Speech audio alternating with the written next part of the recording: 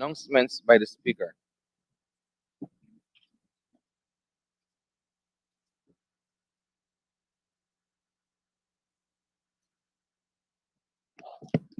Honorable members, the order of government business uh, will change today. Uh, Bill number 24 will be taken before Bill number 23, 24 being the ROPA and 23 being the amendment to the National Registration Act. Mr. Clerk. Presentation of petitions, presentation of papers and reports, etc. Honorable Prime Minister, Honorable Minister Teixeira.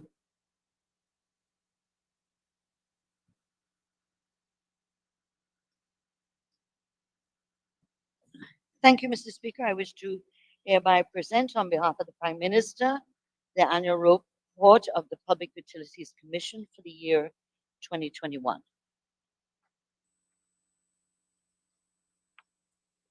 Clerk. Reports from committees. Oral questions without notice. Questions on notice.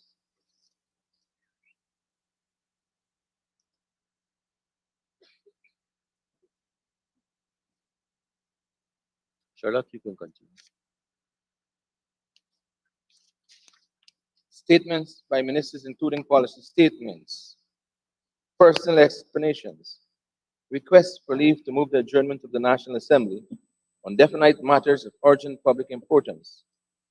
Motions relating to the business or sittings of the National Assembly and moved by a minister. Introduction of bills. Honorable Minister of Housing and Water, the Honorable Colin Crowell. Mr. Speaker, I present to the Assembly Planning and Development Single Window System Bill, Bill number 26 of 2022, a bill intituled An Act to Provide for the Establishment of the Planning and Development Single Window System, to provide for the management and implementation of the Planning and Development Single Window System, to provide for the establishment of the Planning Oversight Committee, to define the function of the Planning Oversight Committee, to centralize functions pertaining to land use, planning, and development, and for matters connected thereto.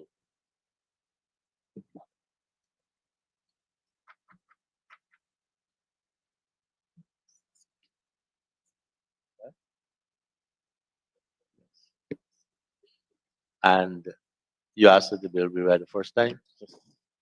Sorry, Mr. Speaker. I ask that this bill be read the first time. Let the bill be read the first time. Planning and Development Single Window System Bill, Bill number 26 of 2022. Questions on notice.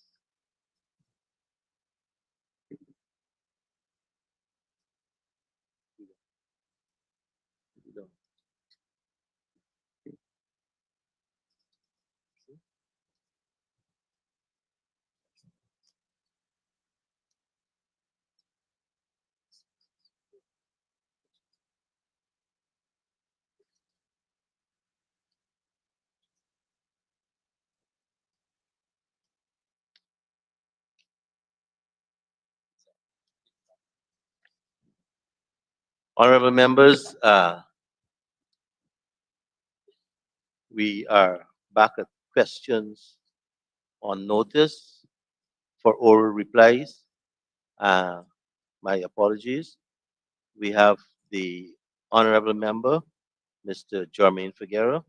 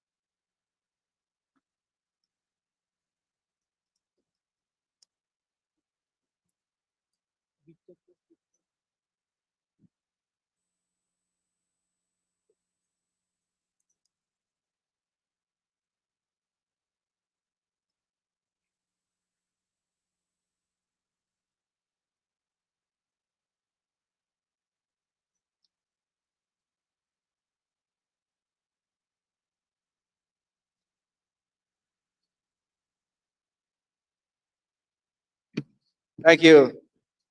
Thank you, Mr. Speaker. My questions is going to be put to the Minister of Health. Can the Minister inform this House what is the required staff complement of doctors, registered nurses, and nursing assistants of the Linden Hospital, given the size of the population it serves?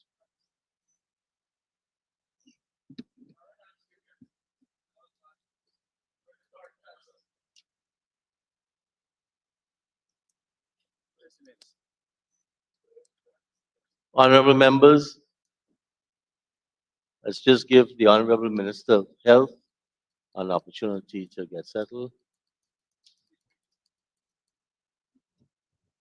Thank you, Minister. Sorry, Mr. Chair. Honorable Member Mr. Figueroa, you may want to ask the question again, please. Yes. Let the Minister catch his breath.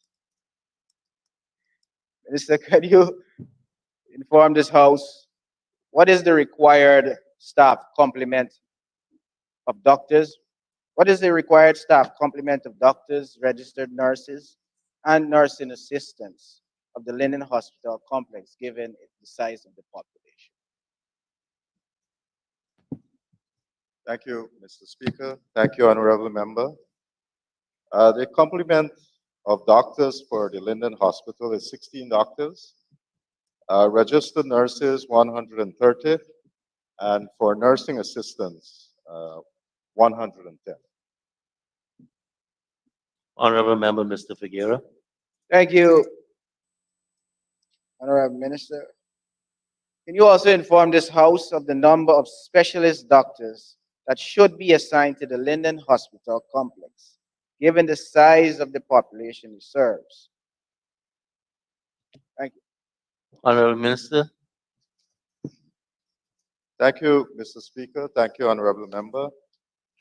At the Linden Hospital, we have 13 specialists, and we have 2 obstetrician gynecologists, 2 internal medicine specialists, 2 pediatricians, 2 surgeons, 2 orthopedics surgeons, 1 anesthesiologist, 1 intensivist, and 1 radiologist. We also have a visiting urologist that goes twice per week. Thank you, Honorable Member Mr. Figueroa. Thank you, Mr. Speaker. With regards to the information posed, the supporting questions were somewhat answered, but can the Minister assure this House with regards to the information that he has provided, and I know your staff would have probably furnished you this, are you confident that those information is actually reflective on the ground of the Mackenzie Hospital? Because from my information, what you have provided is not the reality on the ground, sir. Honorable Minister. Well, thank you very much, Mr. Speaker. Thank you very much, Honorable Member. These specialists are the ones that we have on the ground. I must say that we have a number of Cuban specialists and Chinese specialists. The Cubans come on the brigade, and the Chinese specialists who are also on the Chinese brigade. And so they make up the bulk of the persons that we have as specialists at the hospital. So I am very certain that they would be at the hospital operating because we have assigned them there. Thank you, Minister. We have another supplemental question or the new question? I'll take that, thanks. Thank you. Honorable Member Mr. Figueroa. No, I said I don't have any more, thanks. There is a second question in the name of the Honorable Member Mr. Figueroa. Specialist doctors assigned to the Linden Hospital. Yeah, that one was answered, sir. And then we have the third one, equipment Yes. for the Linden Hospital. Honorable Member Mr. Figueroa.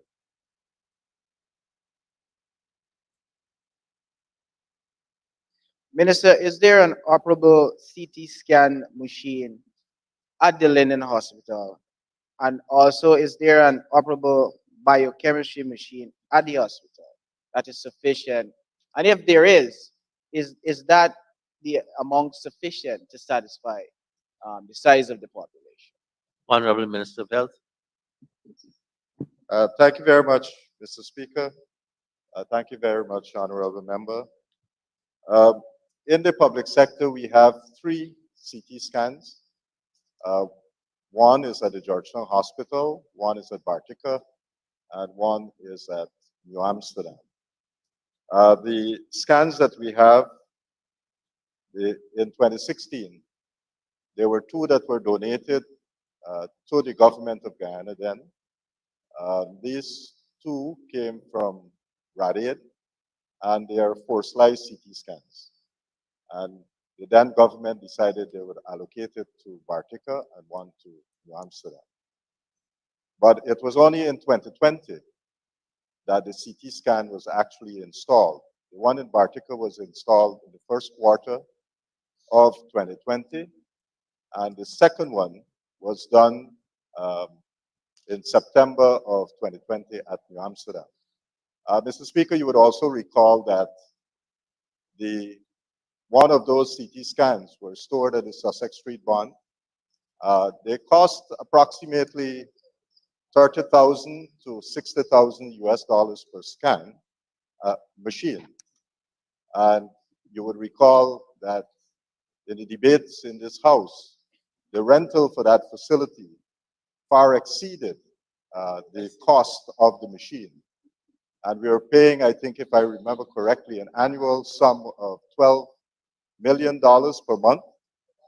We probably would have been able to get quite a number of machines so that we could have distributed them to the other hospitals.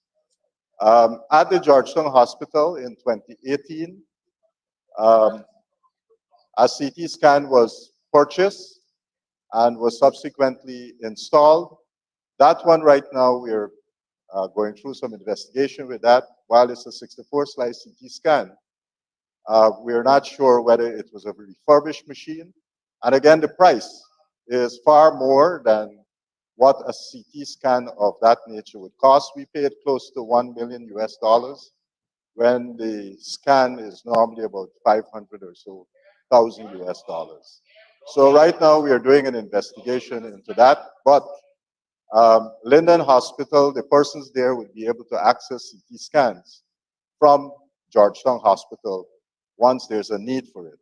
I must say to the honorable member as well that over the next 3 years, the government is committed to at least install about 10 different CT machines in different hospitals across the country. Already we have given out contracts with the new hospitals that we're building. Inclusive in the new hospitals are imaging equipment such as CT scans. In terms of the biomedical analyzers, there was one at the Linden Hospital from November 2019 to up to September that was not working.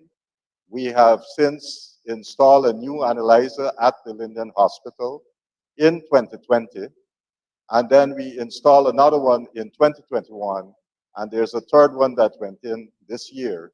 In September, it's now operable. So we have 3 analyzers at the Linden Hospital. Just recently, when I visited the Kokwani Hospital, they also have a biochemistry analyzer. At the time when I visited, which was about a month ago, it was not installed, but by now it should be installed and operable. Thank you, Mr. Chair. Thank you, Honorable Minister. Honorable Member, Mr. Figueroa, follow up.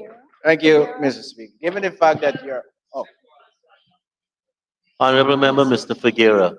Honorable members, when I call on someone, please, I am beginning to abhor people seating on the floor. I control this house. Mr. Speaker, I was Right. standing before. So follow up, Mr. Figueroa, please. I have a follow-up. With regards to the fact that your response was no, that there's no CT scan at the hospital. would you have you in your budgetary planning for the 2023 budget, has there been a budget request for the provision of a CT scan for the Linden Hospital, given the importance of this needed service to such a large population? Honorable Minister of Health. Thank you very much, Mr. Speaker. Thank you very much, honorable member. Um, right now, if any person who needs a CT scan in Linden, they can get that scan at the Georgetown Hospital free of cost. You will recall that it used to cost maybe 30 to 35,000. We have removed that cost. So anybody across the country, you can come to Georgetown Hospital and get your CT scans done there. Now, moving forward, we are, as I said, we have already put in place to get 7 CT scans over the next 3 to 4 years. And next year, we have plans in place to probably get maybe another 4 or 5 CT scans, which we'll pay for and then subsequently install. Linden is one of those hospitals that we have earmarked for a CT scan machine. So you are going to get it. I can't stand here right now and tell you that tomorrow it's going to be operational, but Linden is scheduled for a CT scan. Thank you. Honorable Member, Mr. Figueroa, follow up. Yes, thank you, Mr. Speaker. Mr. Speaker, Mr. Minister, you are the head of your ministry. You played a pivotal role in the planning of your budget. And the question, I believe, was very simple. With regards to your 2023 budget, is there going to be a budget, or is there going to be provisions for a CT scan in your effort as the minister to decentralize important medical services across the country? Because traveling to Georgetown is a challenge for a lot of people, especially with the additional increase of cost of living. Thank you. Honorable Minister of Health. Thank you very much, Mr. Speaker. Thank you very much, honorable member. As I said, we have already planned for the installation of a number of CT scans, and Linden Hospital is one of those hospitals that have been earmarked for a CT scan. Thank you very much, Minister. I recognize the Honorable Member, Ms. Valda Lawrence. Thank you, Mr. Speaker. Mr. Speaker, let me begin by saying to you that I have never disrespected the speakers in this house. I put my mic on and I stood. It was not in disrespect of you, sir. Honorable Member, I was speaking to the issue of people giving another member the floor, Okay, okay, thank you. not saying at Thank you. anyone. Thank And you, that is sir. what, that is the principle which I was criticizing. Thank you very Go much, ahead, Honorable sir. Member. Thank you. Mr. Speaker, during the years for which the Honorable Minister, Dr. Frank Anthony, responded to the question with regards to the 2 CT scans for Bartica and New Amsterdam, I would like to place on record that it was not 2020. Those machines were installed in 2019, and then training began in 2020. Thank you. Honorable Minister of Health, I'll give you an opportunity to respond to that clarification, which wasn't the question. Go ahead. Thank you very much, Mr. Speaker. The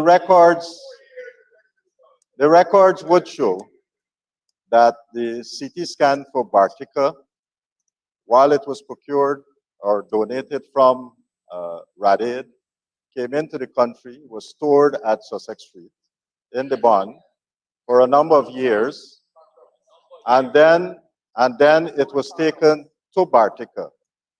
I actually had a conversation with the regional health officer, who was also the regional health officer at the time, and he said very clearly to me that this CT scan was installed in the first quarter of 2020 at Bartica. And the one for New Amsterdam, I was involved in the installation of that one because we actually commissioned that one in September of 2020. So I am very clear with the dates. I'm very, very clear with the dates. Thank you very much, Mr. Speaker. Thank you very much, Honorable Minister.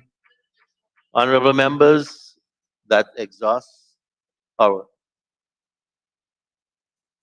questions, and we will now return to Public business, government's business.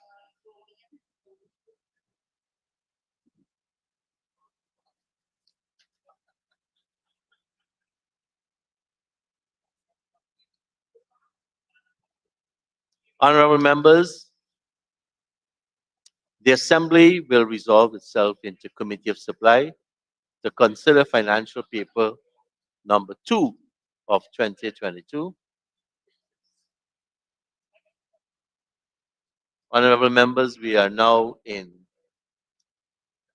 Committee of Supply to consider financial paper number 2. Honorable members, I know this is about questioning the allocations that are provided in these two financial papers. While we will allow some amount of latitude to develop the question, I want to caution members about making a speech before the question. I will be very firm with respect to people making speeches. Honorable members, I now propose that item 1, agency code 02023, Office of the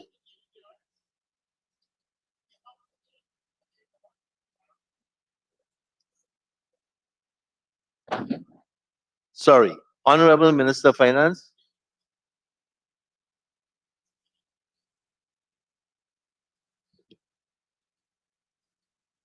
You have to make a statement. Thank you very much. My apologies, sir. Thank you very much, Mr. Chairman. Mr. Chairman, sir, in accordance with Article 171(2) of the Constitution, I signify that Cabinet has recommended for consideration by the Assembly the motion for the approval of the proposals set out in financial paper number 2 of 2022. Supplementary estimates current and capital advances made from the contingencies fund totaling $2,904,841,406 for the period from 15th of August to 29th of November 2022. And I now move the motion, sir. I presume that I will give the signification for financial paper number 3 of 2022 when that arises. Very well, sir. Thank you very much. Thank you, Honorable Minister. Honorable members, the motion is proposed. We will now consider the paper as usual. The items will be taken from both current and capital estimates in order for which the minister is responsible. So I now propose the question at item 1, agency code 02023, Office of the Prime Minister, chart of account 6321, subsidies and contributions to local organizations.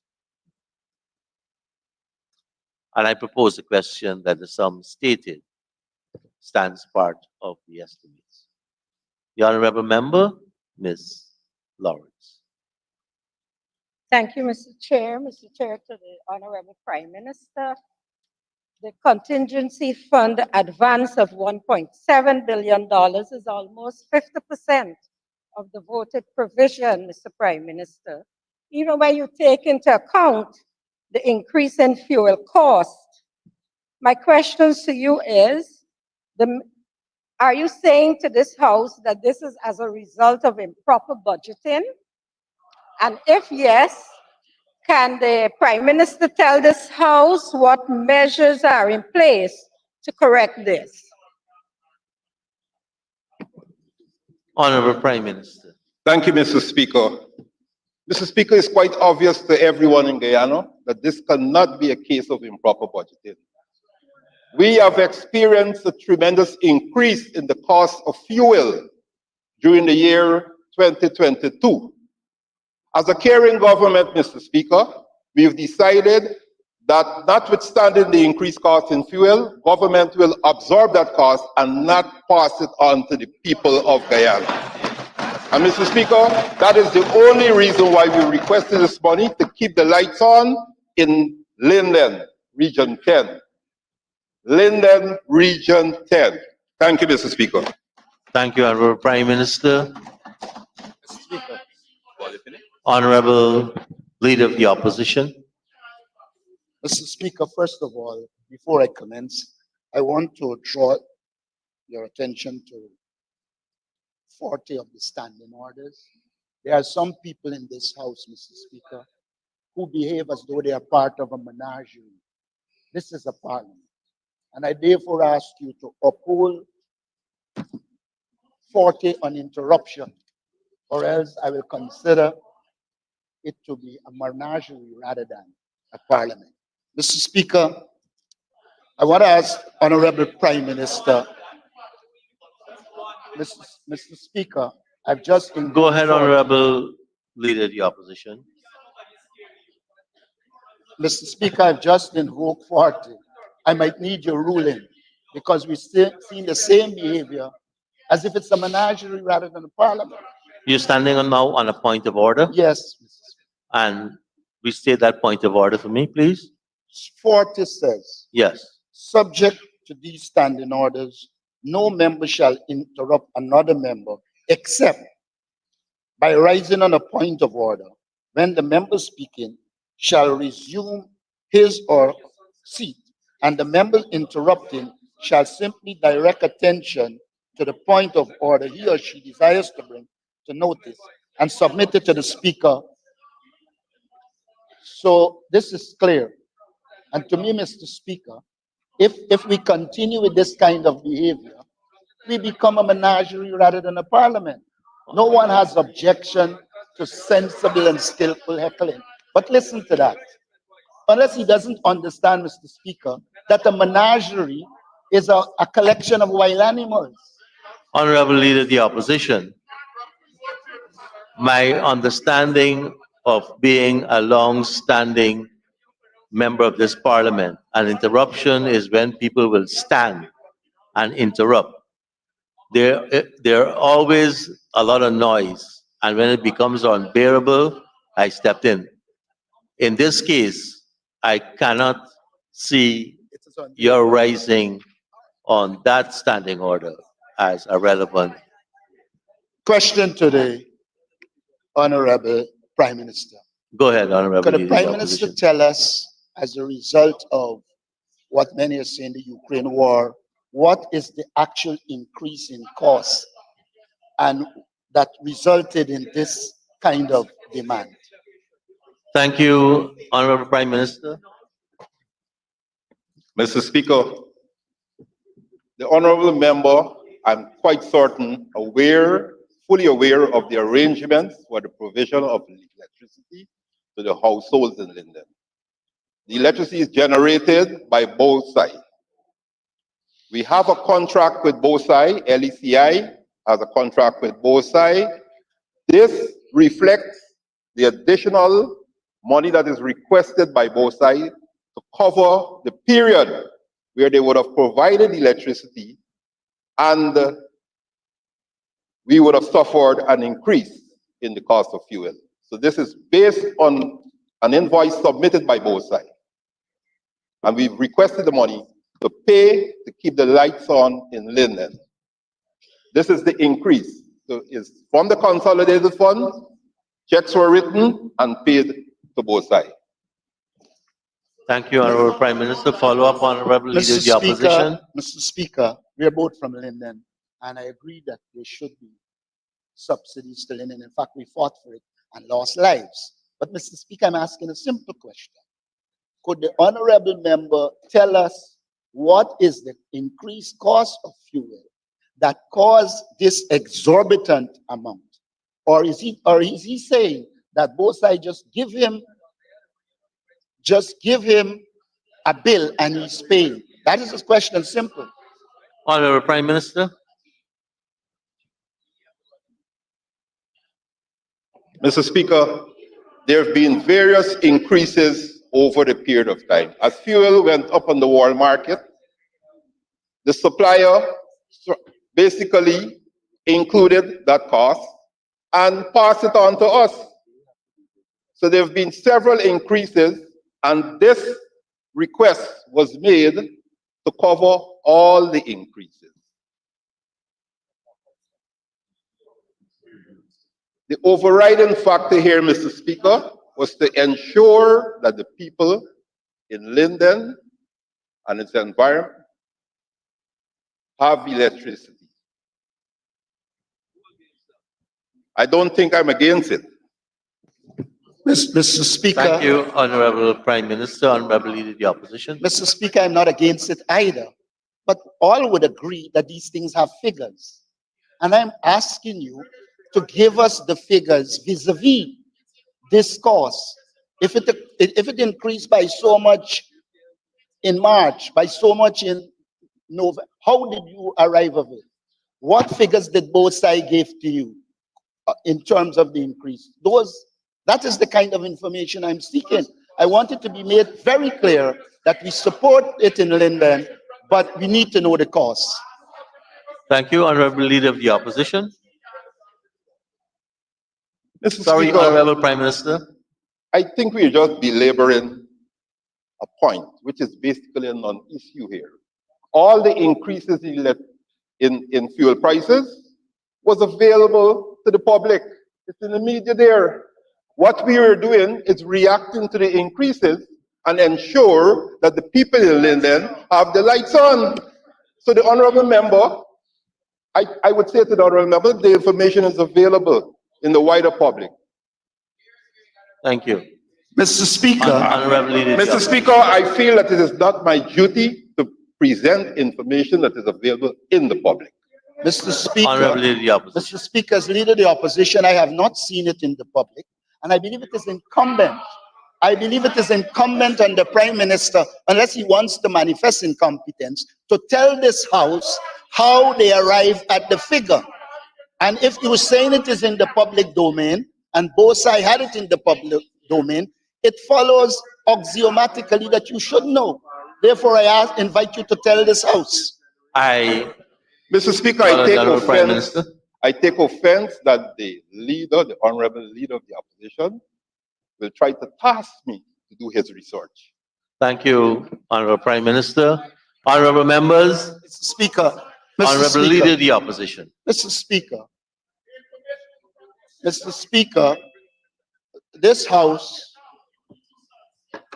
it is the obligation of the Prime Minister to tell this House on what basis did he arrive at the figures he arrived at, and give numbers. While I will not engage the Prime Minister anymore on this, I see it as a clear case of manifest incompetence or another. Honorable Leader of the Opposition, I'll give the Honorable Prime Minister an opportunity to make a statement with respect to your statement. Go ahead, Honorable Prime Minister. Mr. Speaker, manifest incompetence has resulted in the honorable leader of the opposition being on that side of the House. This is a public company, Mr. Speaker, and all the information for any public company is available to the public. Just perhaps that's a case of what manifest competence entails, that someone will seek the information that is already available public and not come to waste the time of this House. Thank you, Mr. Speaker. Thank you. Honorable members, I now put the Honorable Member, Mr. Patterson. Thank you very much for recognizing me. Can I ask the Honorable Prime Minister, contingency payments are for urgent, unforeseen payments. Can I ask the Honorable Prime Minister to state why these sums, because in his response he said that this has been going on for a while. This has been going on from February. So can you ask the Honorable Prime Minister, why was it necessary for this to be paid via contingency, since this has been a long ongoing issue? Honorable Prime Minister. Mr. Speaker, again, I'm bombarded by elementary questions and investigations by members of the opposition. There is a sum that was projected for the year 2022. It's obvious that based on our projections, and here I'm talking about competent planning, we would have forecasted that by a certain time in the year 2022, we will require additional money. All the staff work, all the checks, all the analyses were done, and we'd asked both sides to submit their invoices, and we went to the consolidated fund. I don't have to explain the procedure for getting money from the consolidated fund, and we got the money in time to keep the lights on in Linden. It's matter of concern for that community, Mr. Speaker. And I think that is the essence of my involvement as the minister responsible for energy, to ensure that the money becomes available so that the lights can be kept on in Linden. And not have a situation where both sides cannot supply electricity and then we run in to get money, or asking both sides to continue providing electricity while we try to get the money. And therefore, the people of Linden suffer for a period of time without electricity until we could remedy the situation. What we have done is we took all the necessary steps to remedy the situation before we reach the point of having to cut off the lights, because there's no money available. The $2.9 million run out, and therefore, the $3.9 million run out, and therefore, there's no money. And then after, we go and request money to pay both sides. In the meantime, the people from Linden suffering. Come on. 3.9, I corrected myself. Thank you very much, Honorable Prime Minister. Honorable Member, Mr. Patterson. Thank you very much, Mr. Chairman. That's what you call waffling. However, sir, can I ask the Honorable Prime Minister,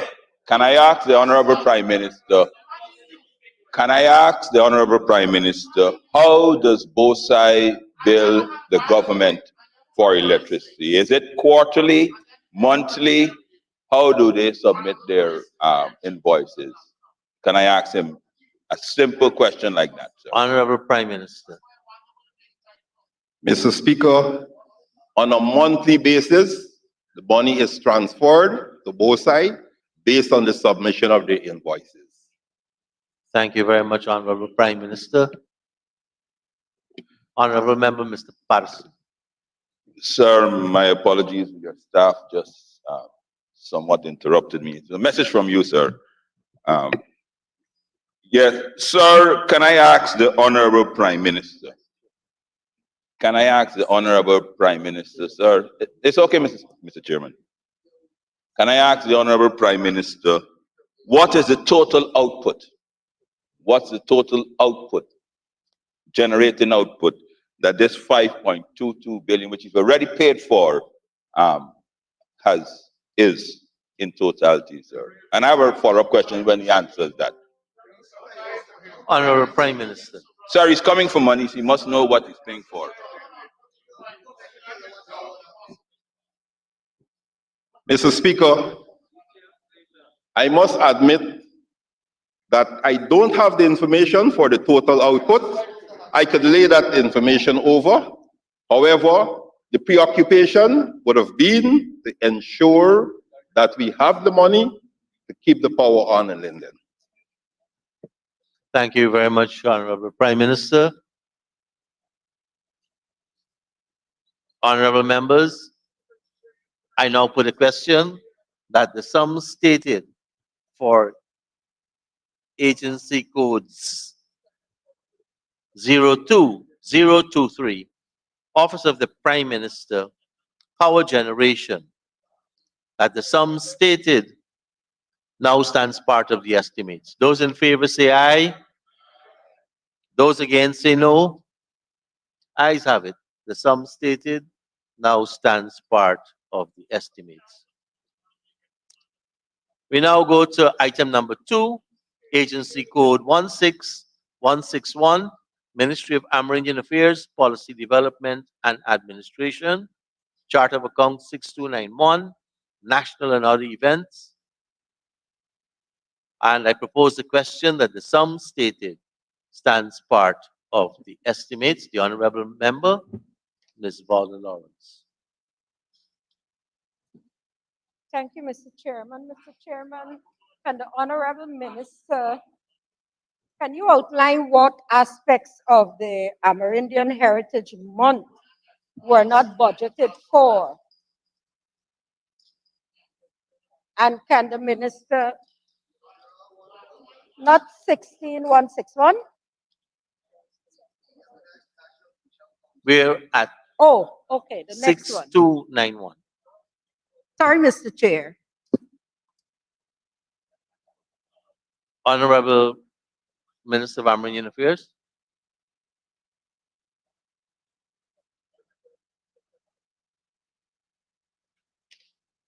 The first one. Mr. Chair, no, I'm going to the next one, sorry. Okay. Mhm. Honorable members, I now put the question that the sum stated for Agency Code 16-161, Ministry of Amerindian Affairs, Policy Development and Administration, that the sum stated now stands part of the estimates. Those in favor say aye. Those against say no. Ayes have it. The sum stated now stands part of the estimates. Same item number, Agency Code 16-162, Ministry of Amerindian Affairs, Community Development and Empowerment, Chart of Accounts 6291, National and other events, and the sum stated there stands, I propose the sum stated there stands part of the estimates. The honorable member, Ms. Valda Lawrence. Thank you, Mr. Chairman. Mr. Chairman, can the Honorable Minister outline what aspects of the Amerindian Heritage Month program was not budgeted for? And also, can the Minister provide a detailed breakdown of the expenditure of this additional amount, since it represents over 133% of the voted provision? Thank you, Mr. Chair. Thank you, Honorable Minister of Amerindian Affairs, the Honorable Pauline Sukai. Thank you and good morning, Mr. Speaker. Mr. Speaker, first of all, let me remind this House that Guyana was experiencing the COVID pandemic, and therefore our country at a time when we did the budgeting was not open. Subsequently, in close to mid-year, our country was declared open, and therefore many of the things that were budgeted for, we had some shortfall. For example, for the NTC, we had budgeted cluster meetings in the region so as not to bring leaders out to the coast. After the country was declared open, what happened is that we made a decision to have a full-fledged NTC, and thereby the shortfall was, as the voted provision sought seeking approval of $48,851,000. The items or the activities that this sum related to, it related to the Amerindian religious ceremony, Amerindian Heritage Cultural Nights, the art exhibition, the Amerindian Fitness Walk, Stephen Campbell's commemoration, Amerindian Heritage Sports, Heritage Dinner, contribution to the villages, food and art and craft support, heritage pageant, public relations, rehabilitation of work at the Amerindian Village, and the Amerindian Heritage Fest. So those were the activities that were not planned for because we were only hoping to have a very virtual extravagance like we did in 2020, where we did a cultural concert that was held virtually. And so the opening up of our country led to us doing the full-fledged heritage. Thank you. Thank you, Honorable Minister. Follow-up question, Honorable Member. Yes, Ms. just a Lawrence. follow-up. Thank you, Mr. Chairman. Minister, you mentioned that the country, um, all of this is because of the COVID pandemic and the country not opening up. But the president opened the country on the 21st of March, 2022, and this activity was in September. Also, some of the programs that you listed, the items, these are regular programs. So what is the difference? Was there an increase in the cost? What is it? Mr. Speaker, Mr. Let Chairman, me answer now. could you please tell the honorable member McCoy that this is big Honorable girls and Member big Ms. boys Lawrence, business? I'm hearing plenty people making noise. So if you hear one person, I'm hearing a lot of them. That's why I hit the gavel.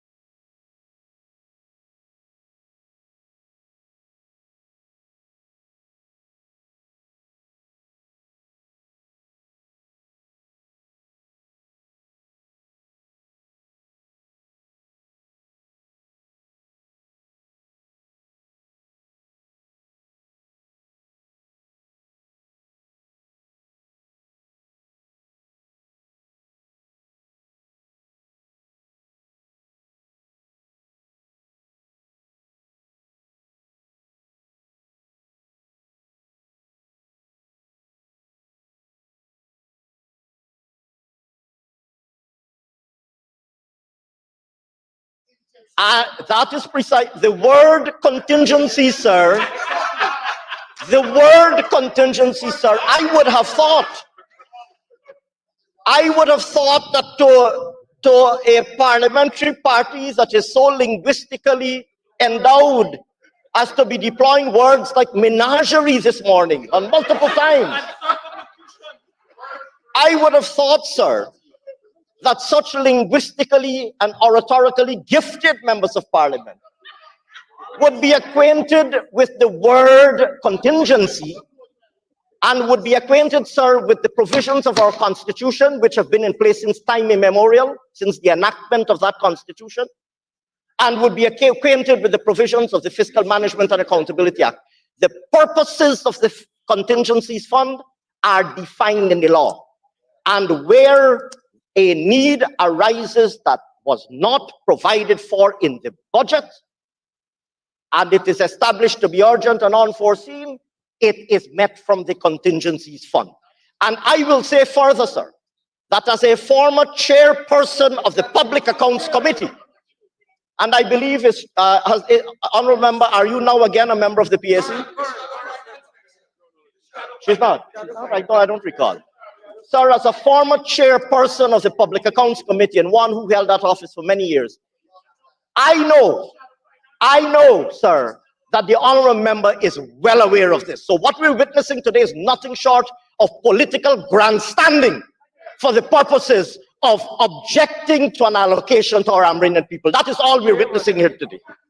Thank you, Mr. Honorable Minister of Speaker. Finance. Honorable Leader of the Opposition. Mr. Speaker, I listened to the minister with the long name, and one of the things he left out, he keep mentioning unforeseen, but the law says unforeseen and urgent. Now, Mr. Speaker, if in March COVID went, you had between March and September. How come then, yes, we admit it's unforeseen, but it could not have been urgent if you have until September to apply to the consolidated fund. The reason it was done is because for the consolidated fund, you have to get parliamentary approval, and they want it to be arbitrary and dictatorial as they normally are. Honorable Leader of the Opposition, May I, sir? and I will say I'm going to now curtail the statements after the Minister of Finance has his opportunity to make his statement. Honorable Senior Minister of Finance in the Office of the President. Mr. Speaker, a recent public exchange in relation to a statement made by the World Bank, and in particular in relation to some 2019 statistics that were quoted in a 2022 some 2019 poverty statistics that were quoted in a 2022 World Bank statement. That public exchange, sir, which included an original intervention by the Leader of the Opposition and a response by myself, and I think a subsequent intervention by the Leader of the Opposition. That exchange has already established indubitably, beyond any shadow of doubt, that the Honorable Leader of the Opposition has a fundamental incapacity when it comes to issues, a fundamental incapacity when it comes to issues of chronology and of comprehension. First of all, he made a Honorable rather Member, Mr. Dharamlal. First of all, I don't want to have to circulate the words which we don't use in the Parliament. Go ahead, Honorable. First of all, sir, the Honorable Leader of the Opposition continues to be removed from reality. He made a statement just now that COVID ended in March 2022, so we should have known. Sir, I have news for you. COVID hasn't ended yet. I have news for you, sir. COVID hasn't ended yet. And every day, the public health situation is evolving. On a point of order. This is not. Honorable Leader of the Opposition, could you state that point of order? I'm good. Okay. Honorable Minister of Finance. I will repeat, sir. I will repeat. The Honorable Leader of the Opposition said, I can't hear the minister. the Honorable Leader of the Opposition astonishingly said that COVID ended in March 2022, so we should have known since March 2022. Why did we wait until September? We should have known in March because COVID ended in March. Well, first of all, sir, COVID-19 did not end in March. And it has not yet ended. And we have continued day to day to monitor the evolving public health situation. As a matter of fact, we were in no position in March or in February or indeed April to know what the public health situation would have been in September, and therefore to know what scale and format of observance could have been deployed and implemented for the purposes of Amerindian Heritage Month and the NTC. We were in no position. We could make assumptions, we could make projections, but we were in no position. I don't know if the Leader of the Opposition has some kind of a crystal ball. I don't know if the Leader of the Opposition has some kind of a crystal ball that he can look into in March. I don't know if he has a crystal ball that he can look into in March. I hear my colleagues are saying that apparently he has 2 crystal balls.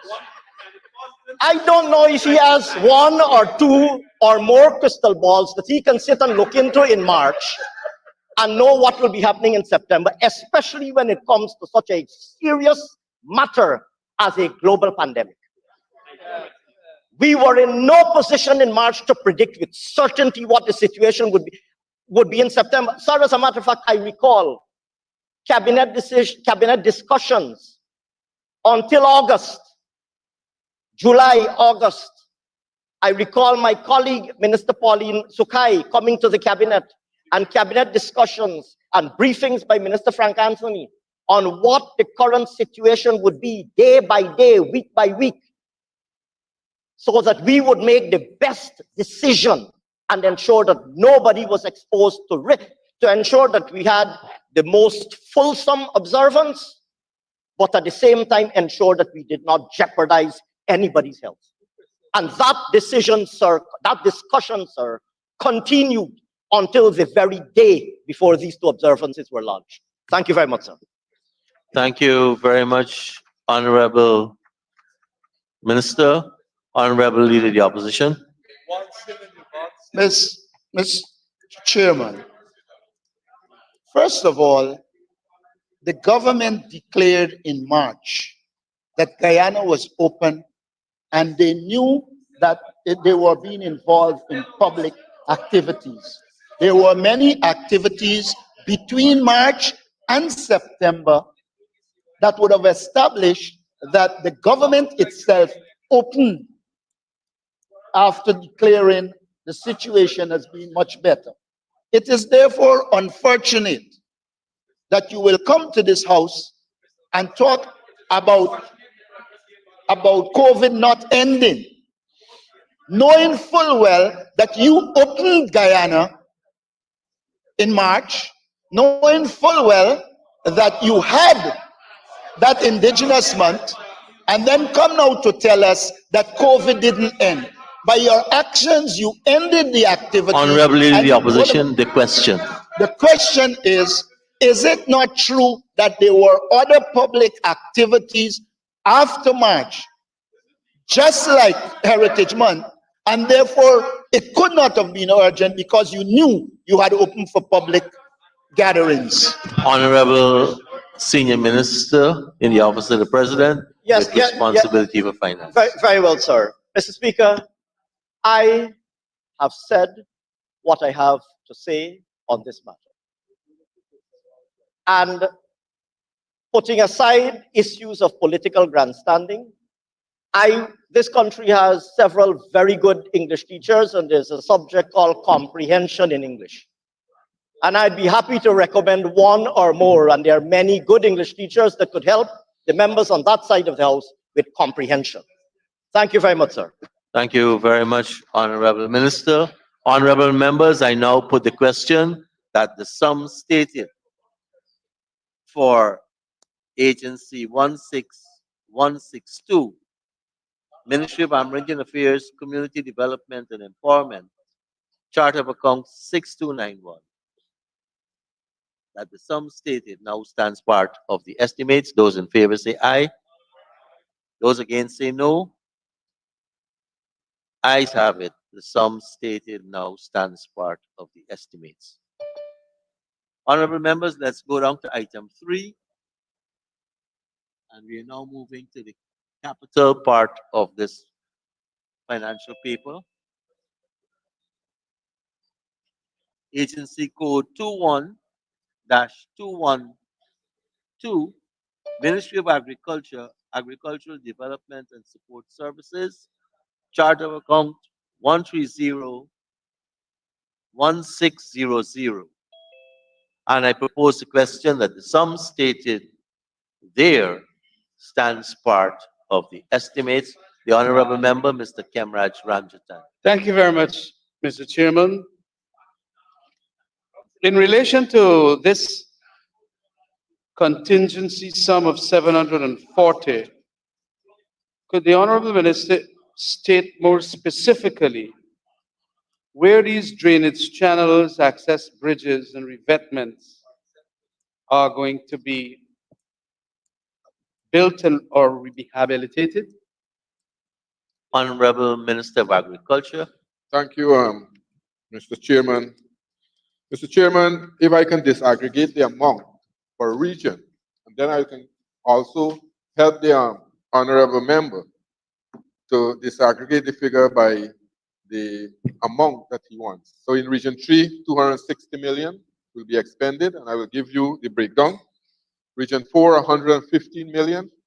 Region 5, 153 million. Region 6, 121 million. Region 7, 89 million. Give you 740. And Mr. Speaker, these works are very important because you know for a fact that we have seen an influx in the agriculture sector by people who would have called it a day in 2015 and 2020. We are seeing more and more people coming on now. They want to get into agriculture. We are seeing our agriculture sector thriving. As a matter of fact, almost every single month, we are seeing containers of produce going to the Eastern Caribbean, where farmers in Guyana now are exporting their produce. I have a list here. I can go through all these items, about 100 items here, but I can lay it over and give the honorable member. And you have places, rehabilitation of canals, sluice doors, because many of the sluice doors did not repair it during that period. Now we are looking at those doors that are very vulnerable. Only recently, we have had the Cowan Street sluice door where we had to replace it. There, we had to replace the Providence one. We had to replace the Sussex Street one. So a number of these doors have become vulnerable because of the repairs were not done during the time that they were supposed to be repaired. So we are doing all those works, and now we are having more people coming into the agriculture sector. Honorable I want to thank the Minister for laying over where and where these works will be done. Now, since it was capital works done, I would like to know if these works were all done by NDIA or NDIA subcontracted to certain contractors to get these sluices and revetments and bridges done. Honorable Minister of Agriculture. So, like any other contracts, Mr. Speaker, these were public contracts that were published and awarded by the National Procurement and Tendering Administration or the Tender Board of NDIE, but it was published in the press. It was bid by contractors around the country, and the most suitable and responsive bidder were awarded the contract. Honorable Member, Mr. Ramjatan. Could, for accountability's sake and transparency, could the Minister also give a list of the contractors that were awarded these specific contracts within the regions for purposes of making the bridges and revetments and so on? Honorable Minister of Agriculture. Mr. Speaker, I think this is for the National Procurement and Tendering Administration. The honorable member can ask that question and get it there. Please, Honorable Member Mr. Ramsey. please, we need the accountability here. It is the monies that are coming out as a result of contingencies fund for which we can ask which and which contractors were awarded these bridges and awarded these revetments. Why you don't want to be transparent? Honorable Minister of Agriculture. Mr. Speaker, it seems that the honorable member is seeing some problem that we are trying to hide something from him. Absolutely. It's wrong. It's wrong. I think that, Give like us the the APNU, they information. normally be very suspicious.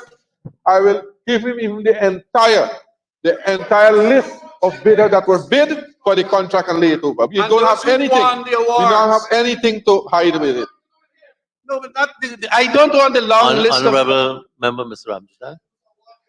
I do not want the list of bidders. I want the list of awardees of the contract so that we can then come in the next budget and talk about that. How good a job you're doing.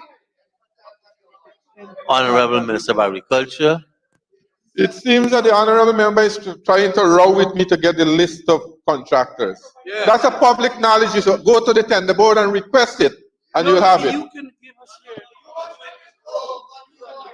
We are not getting anything from the tender board. Honorable Minister, Honorable Member Mr. Ramjitan. Could Yes. I go We ahead? have not been getting anything from the tender board. The minister is the one who has asked for monies to go to these projects. Could we get the contractors who have been awarded? Thank you, Honorable Yeah. Member. Honorable Minister, it's the responsibility of the minister asking to provide the answer and not direct the questioner, the member, to go to somewhere else. Right. But So, if so you yes, choose not to, I then we can't force you. But you've already said you have the list to lay over with respect to the definitely, and I'm regions saying, and the amounts. And now he's asking if you would lay over the list right, and I of said I will lay award over winners. all the bidders that have bid for these projects, so that the honorable members can have a copy of it. No problem. So, the Honorable Member Mr. Ramjatan, the minister is prepared to lay over the bidders. Thank Why you. is it that the minister does not want the awardees to be laid in parliament? Now you're asking the speaker to answer that. No, I am asking the minister why he does not want to provide the awardees or the contractors as against the bidders, because I wouldn't know who won the contract. Honorable Minister, are you able to provide the winning You bidders? see, Mr. Speaker, I think that as member of parliament, we have to be more proactive. The honorable member wants me to do his work. This is public knowledge. This has been published in the newspaper. We have had public signing of these contracts around the country. But anyway, I will help him. I will try to give him. He thinks we have something to hide, which is nothing. I will give him. Thank you very much, Honorable Minister. Honorable Member, Mr.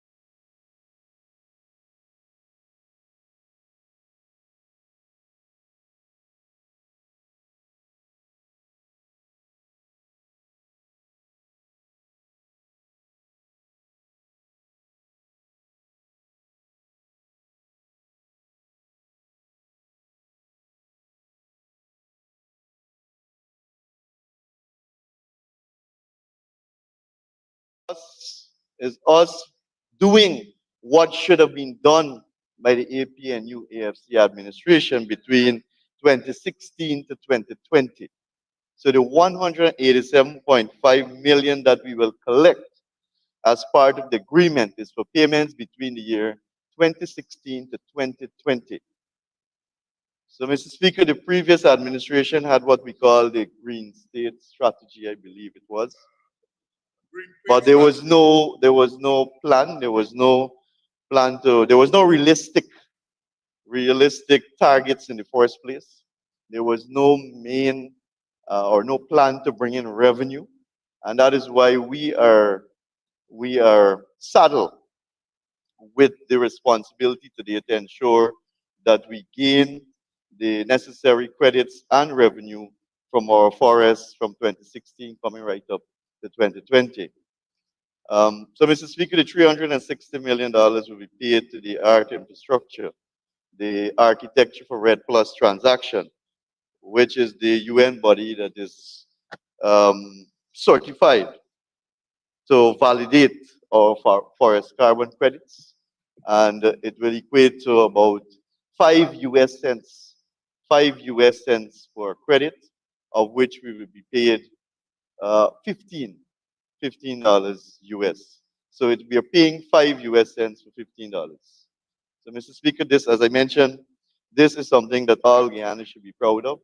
It's the first country in the world that is signing such an agreement at the jurisdictional level or national level.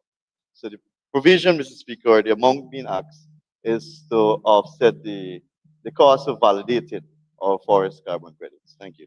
Thank you, Honorable Minister. Honorable MP Ramsrup. Thank you, Mr. Speaker, and thank you, Honorable Minister, for that explanation as to where we are in terms of carbon credits. But, Mr. Speaker, I want to ask the question as to what exactly the resources that you speak about here is to accomplish these UN fees. But what are the resources this money was being spent on, or who was this money spent on? You spoke about the R3s, and we know that during our time, we have not learned about the R3s because you had the Red Plus, you had the FPCF, and you have the MRV system. Is the R3s is a new thing to Guyana, or is it take over the responsibility of all these other areas of certification that I just speak about? Honorable Minister of Natural Resources. Mr. Speaker, the Red Plus program, the EU FLED program, and all the other programs are completely different from the R3 verification, validation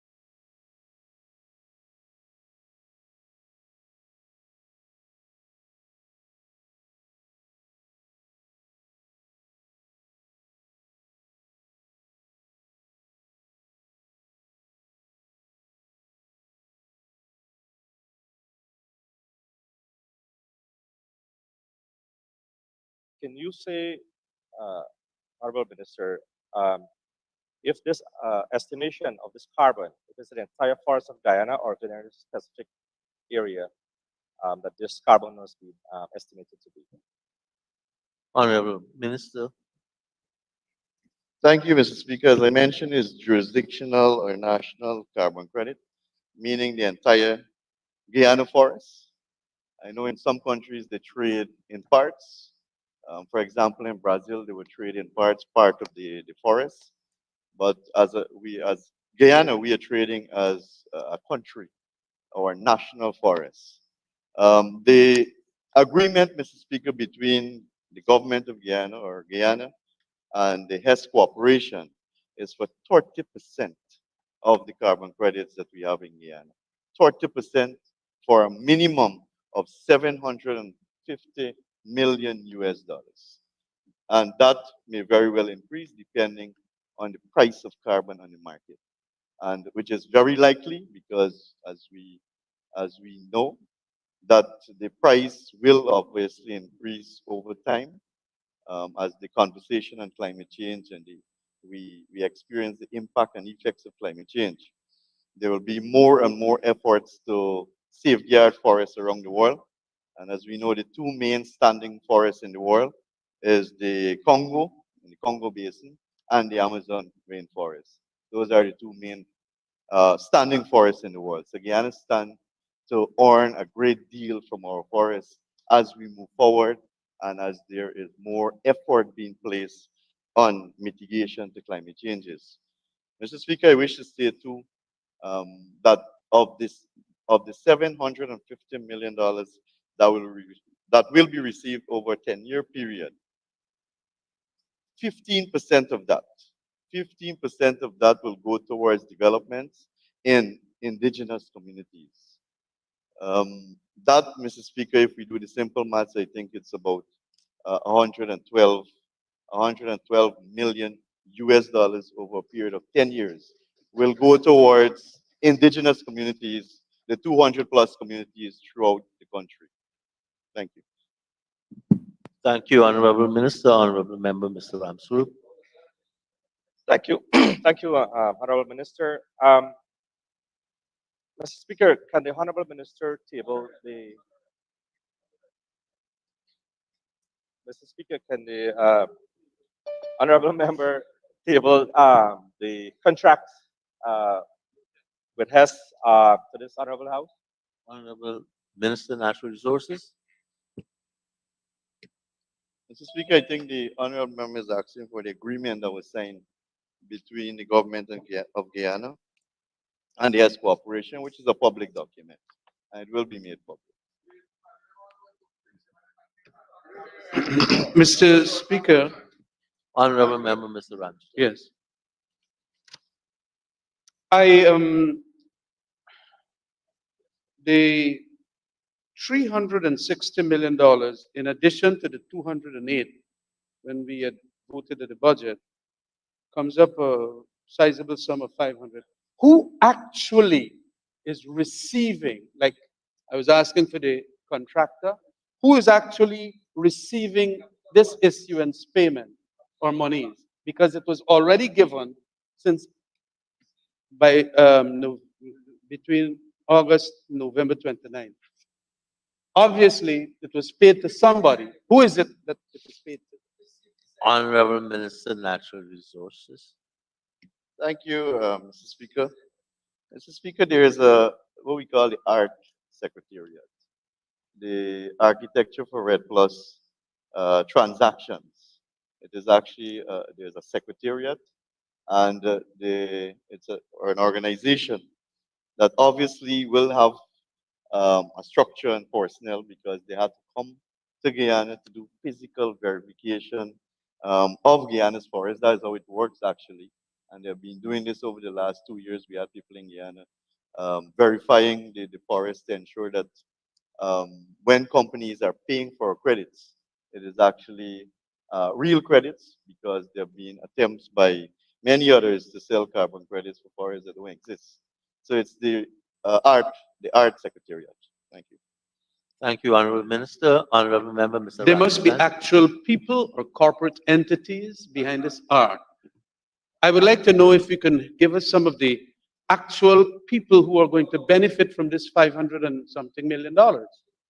It's not just art secretariat. Is there a body that yes. I Honorable would like Minister, to know. Natural Resources. Thank you, Mr. Speaker. And the payment to art is 360 million and not 502 as mentioned by the honorable member. And as I mentioned, it's to the art organization that the 360 million will be paid to. Honorable Minister Ramjatan, or Member Mr. Ramjatan.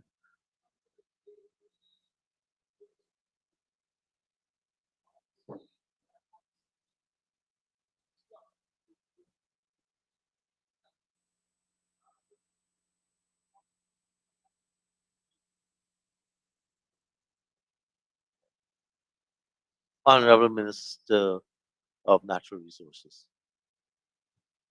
Mr. Speaker, I'm not sure if we're discussing the 208 million now or whether it's the 360 million.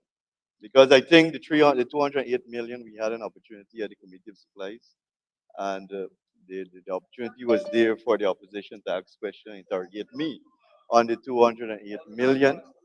But I'll be willing at some point in time, of course, to let the honorable member know how it was spent, because we believe in transparency and accountability. So it's not a problem, but I believe we're discussing the 360 million. Thank you, Honorable Minister. Honorable Member, Mr. Ramjatan. Madam, Mr. Chairman, it is important to understand, as the Finance Minister just indicated, that contingencies are for urgent spendings, and it would necessarily meant that the provision that you had gotten, voted for at the beginning, would have been used up. And so you have to now go into the contingency to make spendings in addition to what was voted. So it necessarily means that if you voted the provision of 208, that had been emptied from the till, and then you come for a contingency of 360.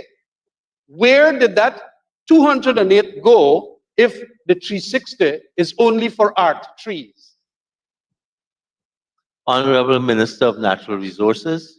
Mr. Speaker, I think it's the same question, but maybe worded differently. So the answer will remain the same. Thank you. Honorable Member, Mr. Ramsuru. Thank you, Mr. Speaker. Can the honorable minister say who owns the credits, the carbon credits? Honorable Minister, who owns the carbon credits?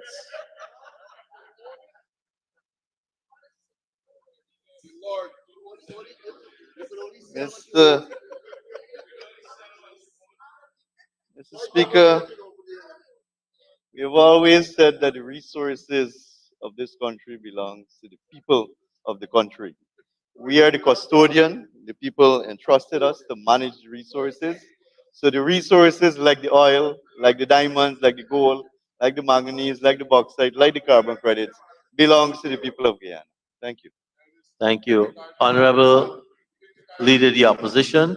Mr. Speaker, I would assume that to arrive at price, there was some kind of analysis done, and then you would have done some amount of scientific revision as to what the price is likely to be in 10 years. Could you give us an insight into the kind of analysis that was done to arrive at the prices we would have? Honorable Minister. Thank you. Thank you, Mr. Speaker. Mr. Speaker, like most commodities that is traded internationally, there's a market price. For example, the legacy credits, which is between 2016 to 2020, and I think I mentioned earlier, we will be paid a minimum of $15 per ton. For the period 2021 to 2025, we will be paid a minimum of $20 per ton. And for the period 2026 to 2030, we'll be paid a minimum of $25 per ton. Thank you. Honorable Leader of the Mr. Opposition. Mr. Speaker, I heard that, but here you're selling and you say it is in 10 years. I'm trying to get from you the analysis that was done that will establish that this is a good deal so that at the end of the 10 year, we benefit significantly and not Hess alone. Because if Hess buys now, and then the estimate is that while it is like a 10 now, by 10 years from now, it is likely to be 75. Are you satisfied that proper analysis was done? And are you prepared to table here the document that led to that kind of decision? Honorable Minister. Thank you. Thank you, Mr. Chair. Let me thank the Honorable Leader of the Opposition for the question. Now, Mr. Speaker, it's a new commodity being traded on the market. So quite honestly, there aren't much precedent in the world that was set before to determine pricing. But we believe that we would have negotiated a good price for carbon credits. We are probably, in fact, we are the first country in the world to sell based on jurisdiction or nationally. So there is no precedent set before. There is no target that was set either. But what we did put in the agreement, to safeguard exactly what the opposition leader is mentioning, is that should the price, it says, if the price go above a respective floor price for that year or specified under the price levels above, Hess will pay Guyana 60% of the price difference of that year's credits at a higher market price. So I think that was what the leader of the opposition was trying to find out. So we did cater, we did make provision, and we know that maybe in 10 years from now, the price of carbon credits will increase. It will increase. So we have a provision in the air saying that once the price increase, we will get 60% more of that. Thank you. Thank you, Honorable Thank you, Minister. Honorable Leader. Minister. But there's another part of the question Honorable I Leader of the asked. Opposition, you gotta allow me The to other part of the recognize question you. I asked Honorable is, Leader of the Opposition, you gotta allow me to recognize you. So you just don't jump up because I have Mr. Ramsarup finger still on the button. I see Mr. Ford's finger close to the button. So, Honorable Leader of the Opposition, please go ahead.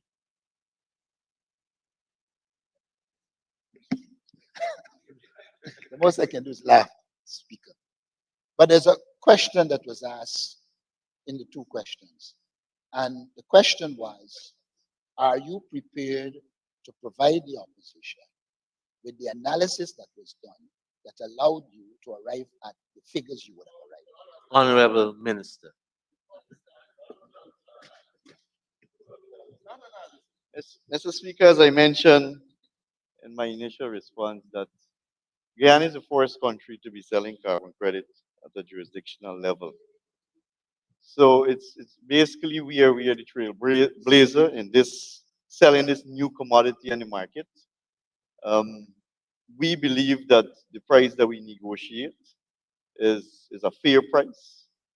We know that the price for carbon credits will increase as we go along, and that is why we have made provision so that we can benefit from that increase in pricing too.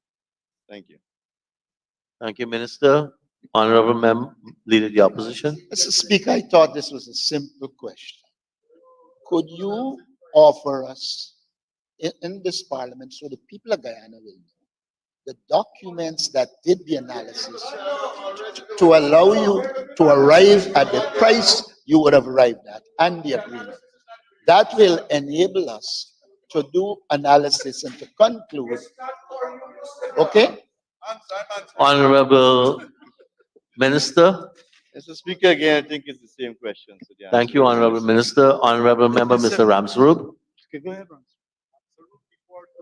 Thank you, Mr. Speaker, and I wanted to thank the Honorable Minister for his eloquent response to the who owns the carbon. And he states, Mr. Speaker, that 15% will go to the Amerindian community. I want to know if, since that the Guyanese people own the carbon, if that 15% that you spoke about will go to the National Social Council for them to spend the money, or will be spent by the government of Guyana? Honorable Minister. Mr. Speaker, the 15% will go towards development in all 200 plus Amerindian communities, indigenous communities in the Thank you, country. Minister. Honorable Member, Mr. Ford, you still want to ask a question? Mr. Ramjatan. I want to get it clear. I am not getting from the minister the very positive response I would like, which is, could you lay the HES agreement here in this parliament? I would like to have a copy. I don't know where in the public to go and get it. Yeah. Honorable Minister. Mr. Speaker, as I mentioned before, it's a public document. It's an agreement between the government of Guyana and S Corporation. So yes, the document will be made public. It is probably already public. We can upload it, and I can point the honorable member to a website where we can actually access it. Thank you, Honorable Minister. Honorable Member, Ms. Javita Finance. Thank you, Mr. Chair. Follow up on one of the minister's comments. The minister noted that 15% is intended to be utilized in the indigenous communities. Mr. Speaker, we would know that the indigenous communities could be referred to as the lung of this country. I would like the minister to say what level of consultation, if any, was done with the indigenous leaders in deriving the 15% that is being announced here today. Honorable Minister. Mr. Speaker, we have had, I believe, over 1,000 different meetings being held in every single indigenous community throughout the entire country to draft the low carbon development strategy. Also, maybe the honorable member is not aware that at the last National Social Council, it was unanimously agreed to. Thank you. Thank you very much, Honorable Member, Ms. Finance. Yeah, sir, follow-up. I'm asking specifically how the 15% was derived. What methodology was utilized to arrive at 15%? And I know that you're saying, sir, that you had meetings done throughout the indigenous communities.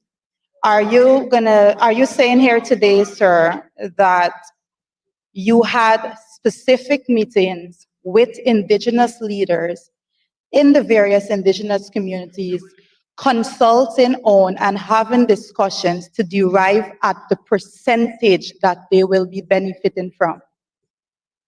Honorable Minister.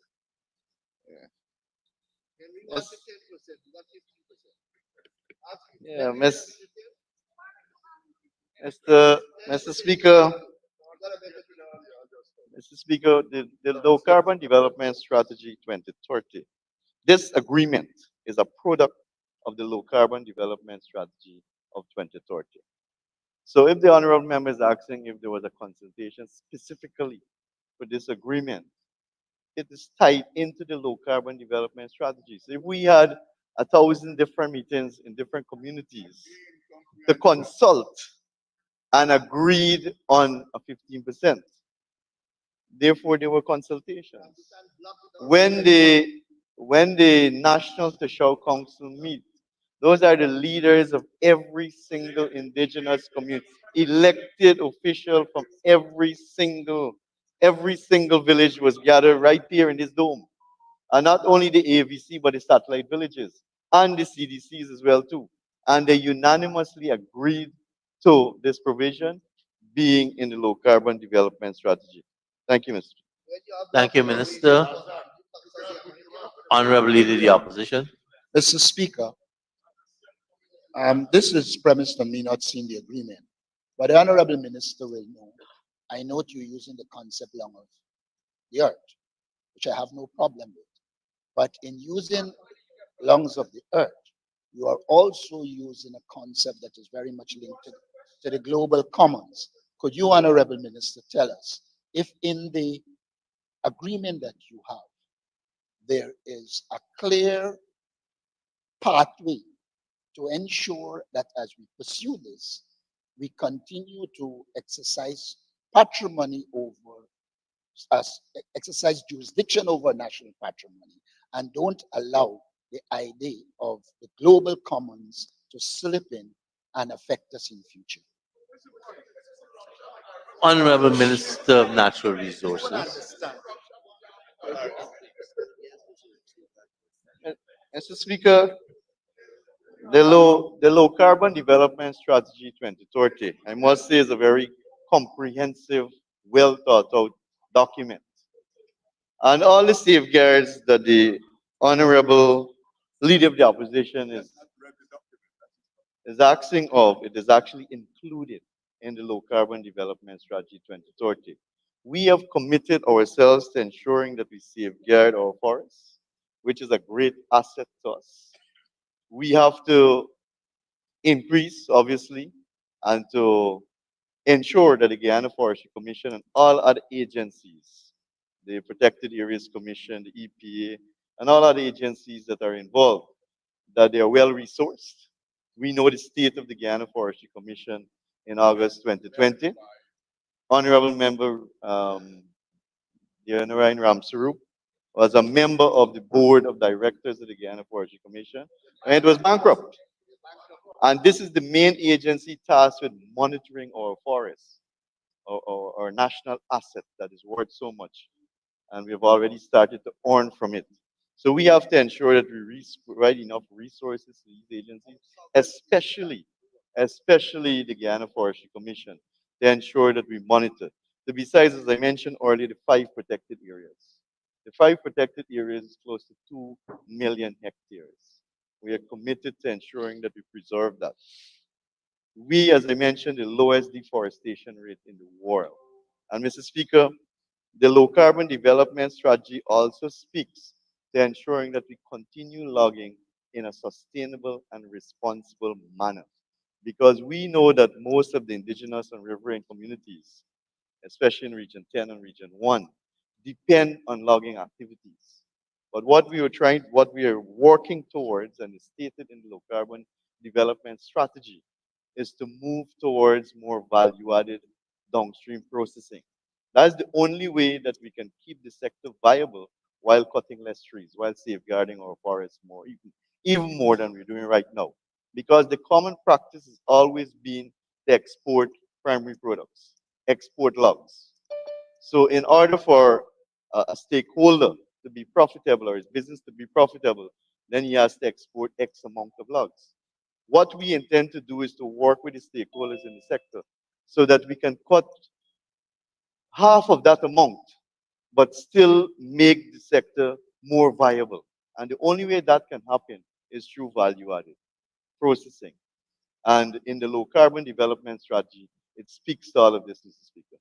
So I would say that document is a very comprehensive, well thought out document that outline our plan as to how we're going to safeguard our forests, our biodiversity, how we are going to ensure that we earn too from our, not only the green economy, but also the blue economy. Thank you. Thank you, Honorable Minister. Honorable Thanks. Member, Thank you, Honorable Leader of the Honorable Opposition. Minister. Honorable Minister, I hear you and agree in that realm. But I'm asking you a specific question, or I'll put a question differently. Has Guyana rejected the idea of a global commons, even though accepting that we are the longer the earth, so that in future it isn't used against us in terms of control of our national patrimony? That's a simple question. Honorable Minister. And I think we're now at the stage of repeating for the Yeah, last few minutes, Honorable Minister. Mr. Speaker, yes, I think in my presentation I would have answered most of what, or if not all of what the leader of the opposition is asking. But I want to assure all Guyana that we are committed to ensuring that we safeguard all of Guyana and all of our assets that we have. Thank you. Thank you. Honorable members, I now put a question that the sum stated for Agency 26-262, Ministry of Natural Resources, Natural Resource Management, Chart of Account 6284, that the sum stated therein now stands part of the estimates. Those in favor say aye. Those against say no. Ayes have it. The sum stated now stands part of the estimates. We can move now to item 5, Agency Code 51-511, Ministry of Home Affairs, Policy Development and Administration, Chart of Account 2608200, Office Equipment and Furniture. And I propose a question that the sum stated now stands part of the estimates. Honorable Member, Ms. Gita Chandan Edmund.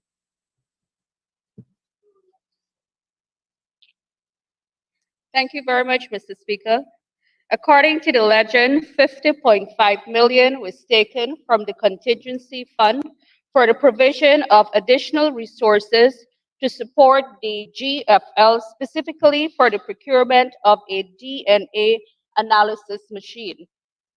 I refer to the crime chief remarks published in an online news website dated the 16th of November.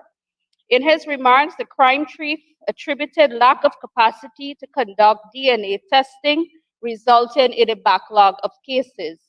The minister on the same date is reported as saying, and I quote, while a machine was procured, the manufacturer of the machine was designed by another company, and the company later discontinued manufacturing the machine and its components.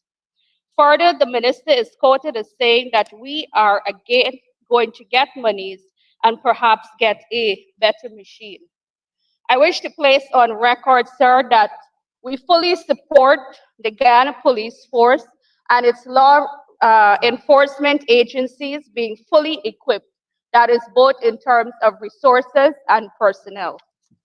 However, there must be full transparency and adherence to procedures.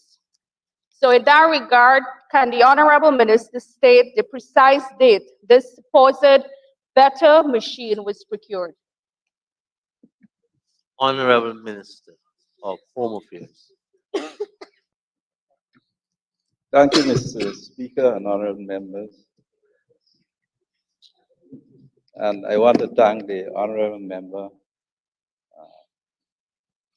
Ms. Gita Chandan Edmund, for her interest in this matter and the question, and also for showing her true colors today. Mr. Speaker, the DNA machine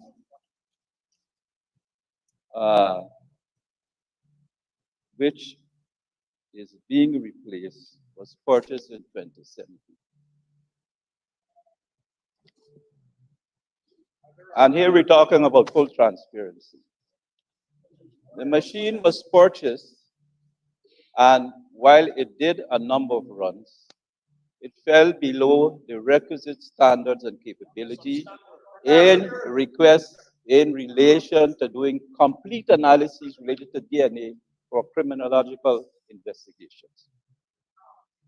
Further than that, and that is to say, the machine could not run analyses for degraded samples. So perhaps if there was a fresh blood or flesh sample, you would get some result with maybe 75–80% accuracy. So that was a problem in itself. It could not run degraded blood or bone samples. It could not provide analysis results for those types of samples. So that usually that is the largest part of the sample collection that's there. However, the machine was there. It was already running behind in terms and could not do some samples. Then the company which owned that, which produced and made that machine, was taken over by another company, another larger company, Thermo Fisher Scientific. Thermo Fisher Scientific stopped the production of that machine, which they took over from the other company. But first, they started by not sending the reagents to enable analysis to be made. They could not run samples anymore. They discontinued production. It was obviously a machine at the point of obsolescence, and in any event, they were not providing the reagents. So efforts were being made to acquire a new complete DNA workflow system, which could do all types of samples in respect of criminal investigations. And so, for purposes of transparency in the first instance, I say the year in which the machine, the original machine, was purchased. Maybe they were not enough investigation as to the full capability of the machine or the life of the machine. But in any event, efforts were made and discussions unfolded in getting a new machine. A new machine came into the country, and we, given what the honorable member just mentioned, and given the fact of the considerations of catching up on the backlog of samples, we went into discussions to acquire a new machine on a replacement basis after a lot of negotiations at a reduced cost with all the necessary ancillary equipment to provide a complete workflow for the machine. So, in the meantime, in respect of urgent backlog cases, critical ones, we've been sending those samples overseas. But yes, we do have a backlog. The new machine is now being accessed and set up, and the experts are going to come in to do the setting up and the runs. And we expect within 5 or 6 months, once it's properly up and running, we will be on top of the situation in respect of having the ability to do proper sampling, proper testing, and providing the right analytical results at more than 95% in relation to all types of DNA samples. Thank you, Honorable Minister. Honorable Member, Ms. Geeta Chandan, Edmund. Thank you again, Mr. Speaker. Honorable Minister, the question was very specific. Can you give us the precise date that this new machine was procured? Additionally, can you give us the type, made, and manufacturer of this machine? And can you give us the specifications that will justify that this machine that you have now purchased is a better and a superior one than the one you claim was purchased in 2017? Honorable Minister, I think you have 3 questions there.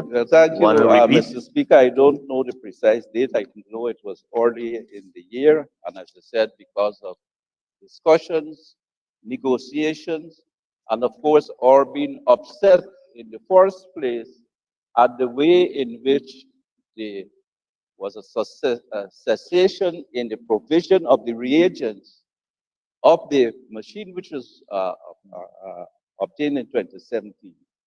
We went through a period of discussion and unhappiness and trying to demand that they send us the reagents so that even for the type of samples which the 2017 machine could run, that we would have been able to do so.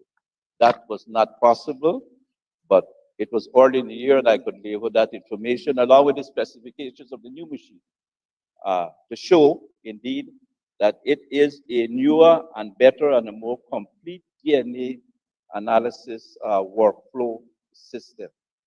The machine is of it fulfills ISO standard requirements for DNA testing.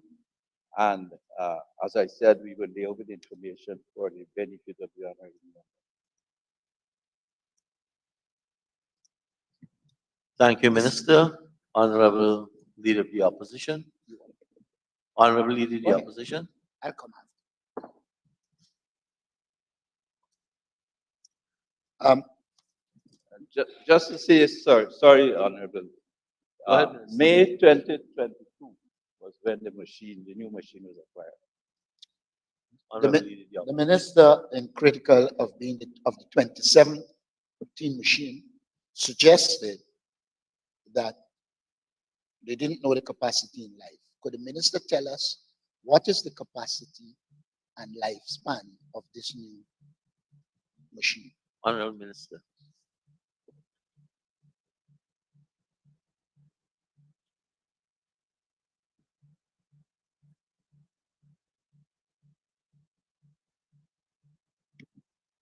The new machine is one done by Thermo Fisher Scientific.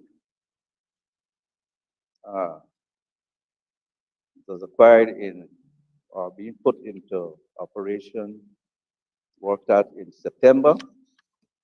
And the issues in relation to the lifespan and all of those things, I'd be happy to lay those over to the Parliament.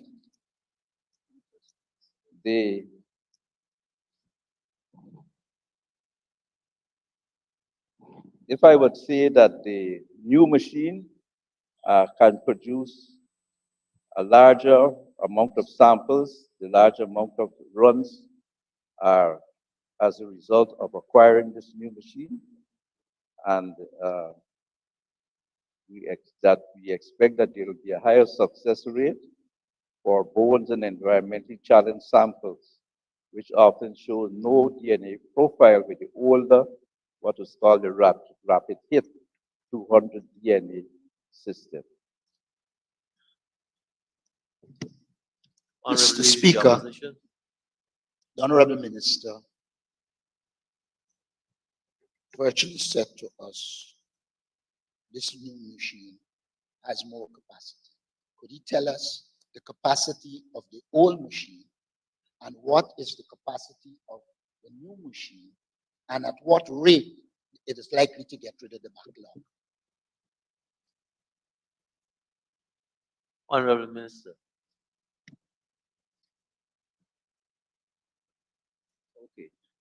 The older machine would do 28 samples per run, and the new machine will do 200 samples per analytical run.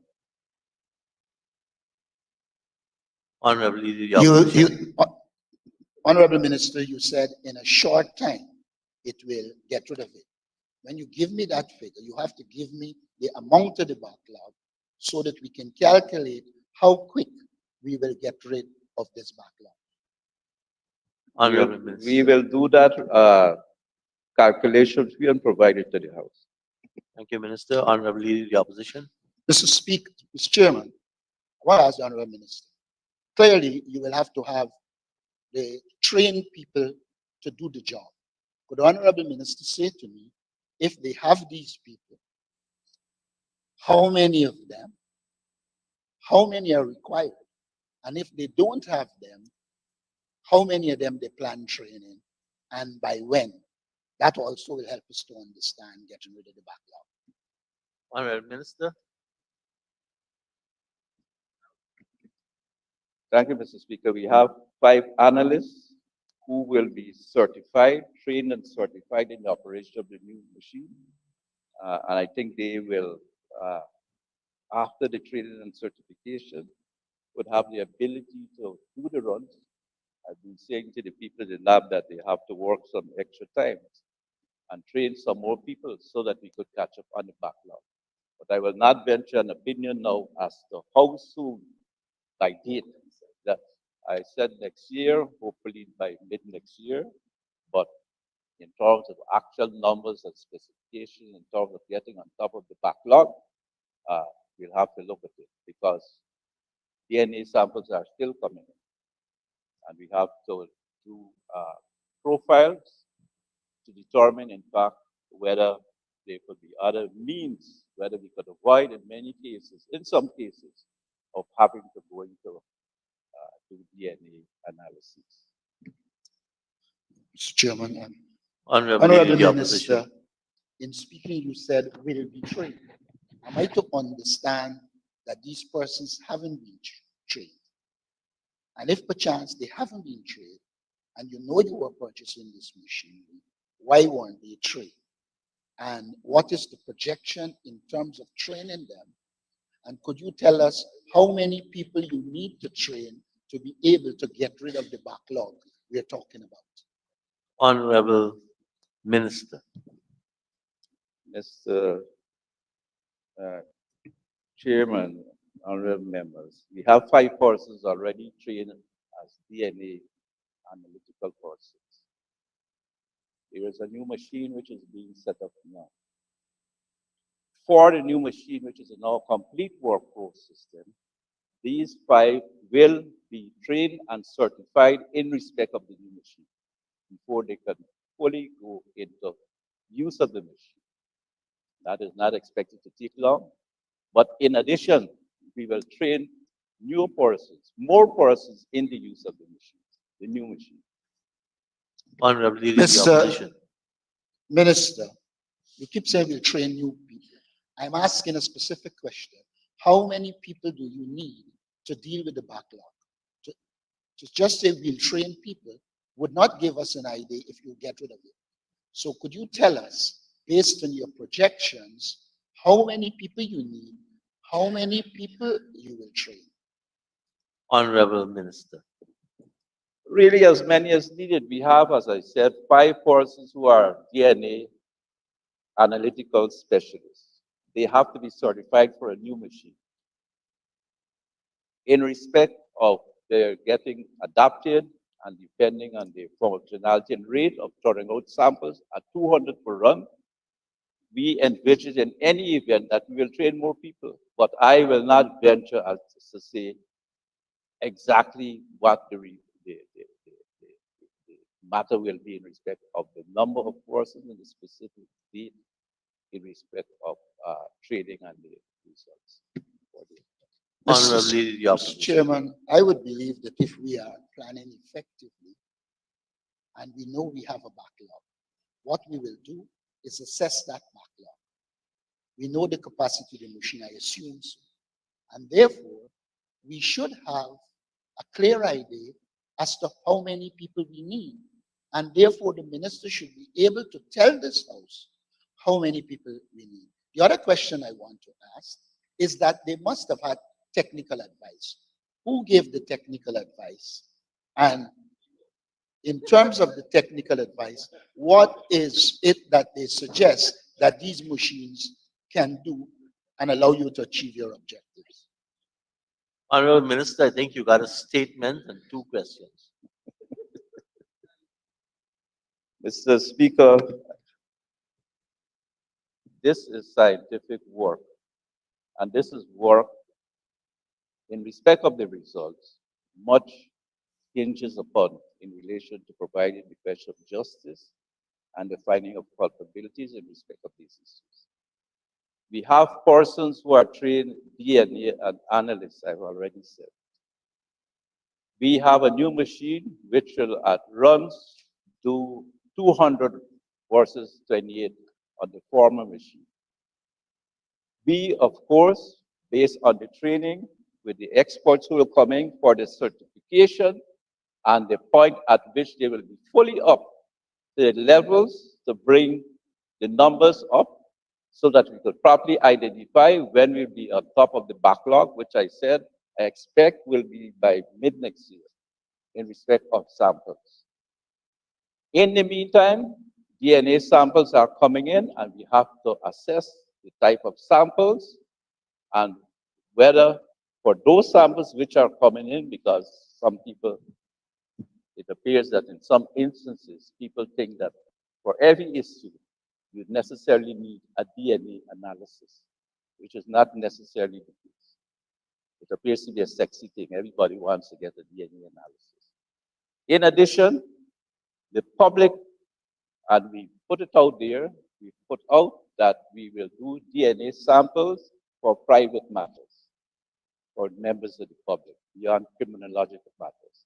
So persons who are there now as analysts will be trained by the experts who will come in for certification and setting up of the machine and for the analysts. And we will train the necessary additional persons to bring the backlog under control. Honorable Leader of the Opposition. Could the Honorable Minister confirm to this House that once this machine is put in place, you would have solved the equipment and technical problems of the institution, and Guyanese can now expect this institution to do its work? Honorable Minister. Mr. Speaker, this is in relation to DNA, and I think the answer is obvious.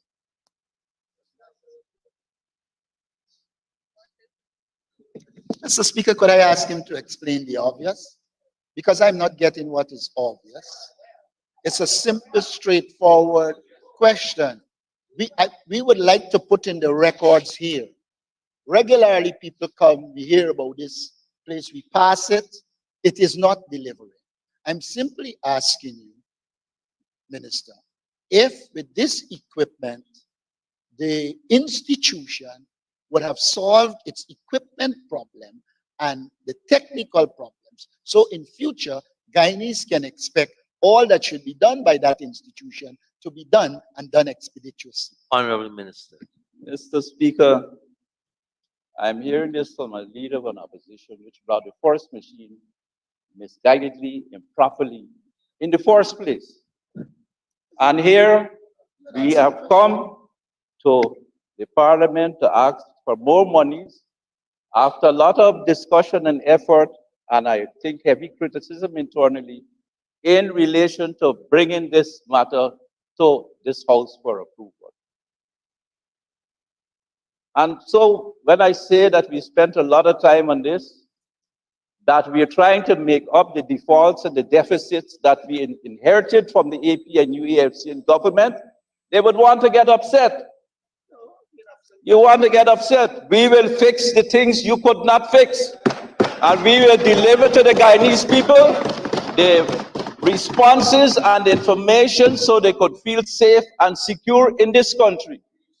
Thank you, Mr. Speaker. Mr. Speaker, Honorable Leader of the Mr. Opposition. Speaker, if the minister was sure he fixed it, he would have been able to make a commitment to this House. And that is simply what I'm asking. Are you prepared to make a commitment to this House that you have solved the equipment and technical problems of this institution? It's a simple question. You can say what you want, Honorable but tell Leader of us. the Opposition. I've allowed the same question now 3 times. No, but he answered it number of times. I answered this question already in respect of the DNA equipment. Thank you very much, Honorable Minister. Honorable Member, Ms. Geeta Chandan, you had a follow-up question before the interventions of the Leader of the Opposition. Go ahead. Thank you very much, sir. Honorable Minister, I know the Leader of the Opposition had asked you specific questions as it relates to the operation of this machine. My question to you is, can you tell us if we have the local capacity to install this machine, and are there likely to be additional costs for the installation? Can you also give us the details of the service maintenance agreement, warranty, etc.? Honorable Minister. Mr. Chairman, I want to thank the honorable member for her question. Yes, the persons will be trained in basic maintenance of the machine. There will also be virtual regular interface in relation to the function and the maintenance of the machine. There's also a 3 years warranty given in respect of this new machine. Thank you, Minister. Honorable members, I'll now put the question that the sum stated for Agency 51-511, Ministry of Home Affairs, Policy Development and Administration, Chart of Account 2608200, furniture and equipment, that the sum stated now stands part of the estimates. Those in favor say aye. Those against say no. Ayes have it. The sum stated now stands part of the estimates. Honorable members, this completes consideration of all the items. I will now put the motion, which is that the Committee of Supply approve of the proposal set out in financial paper number 2 of 2022 supplementary estimates, current and capital advances made from the contingency fund totaling $2,904,841,406 for the period 15th of August 2022 to 29th of November 2022. Those in favor say aye. Those against say no. Ayes have it. The motion is carried. Let the assembly resume.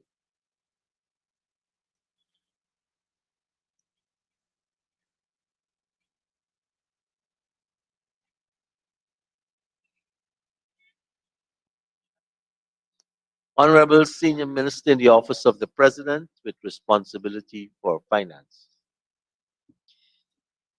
Thank you very much, sir. Mr. Speaker, I wish to report that the Committee of Supply has approved of the proposals set out in financial paper number 2 of 2022.